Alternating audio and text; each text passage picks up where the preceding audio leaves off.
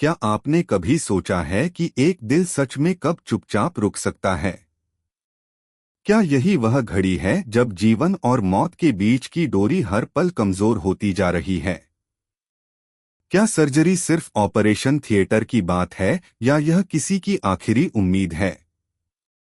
क्या बिना देव और वसु के मौजूदगी के डॉक्टर भी अपनी कॉन्शियसनेस खो देंगे?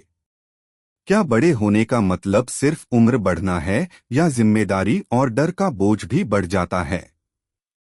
क्या भाई साहब सच में जीवन और मृत्यु के झूले पर हैं और हम सिर्फ तमाशबीन हैं? क्या अगर एक पल और डिले हुआ तो यह हाथों से फिसल जाएगी और कोई पछतावा काम आएगा? क्या अस्पताल में भी हमें पता नहीं कि ससुर कहाँ हैं, या क्या उनकी अनुपस्थिति भी किसी बड़ी साजिश का हिस्सा है?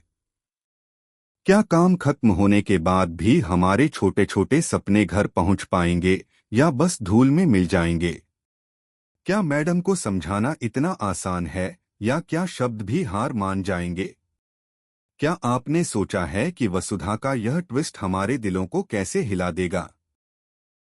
क्या देव के पिता की हालत फिर से बिगड़ सकती है या क्या यह सिर्फ एक डरावना सपना है?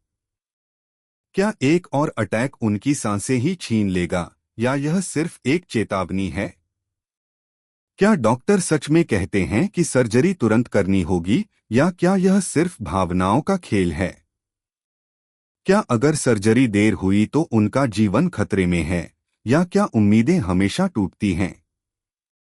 क्या जिद पकड़ लेना कभी किसी को बचा सकता है या क्या यह सिर्फ समय की बेरहमी है?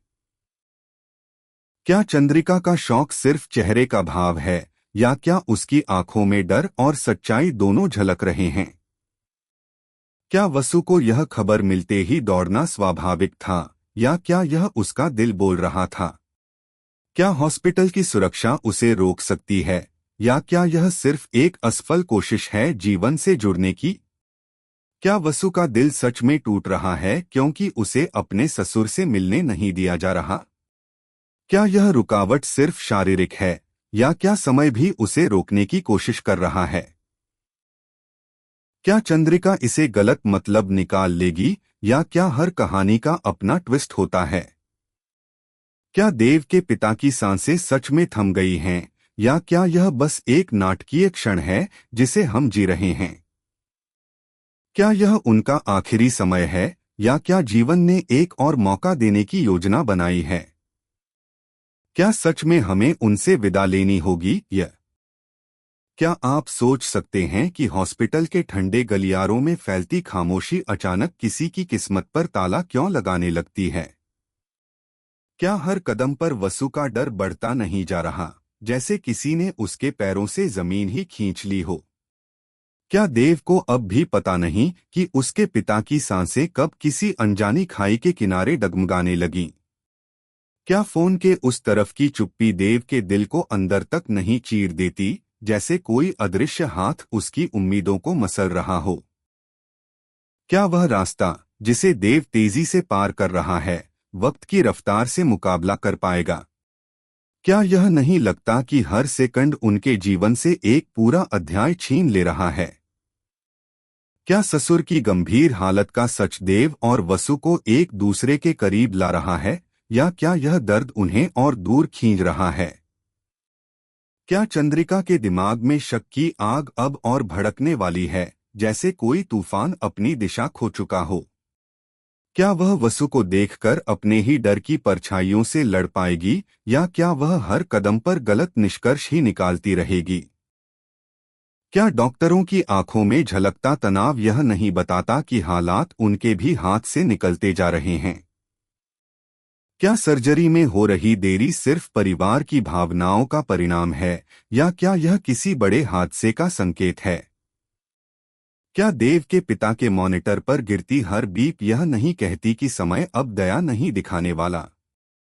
क्या वसु का हॉस्पिटल के बाहर रोकर विनती करना किसी को पिघला पाएगा या क्या सुरक्षा कर्मियों की आंखों में भी इंसानियत की आग बुझ चुकी है?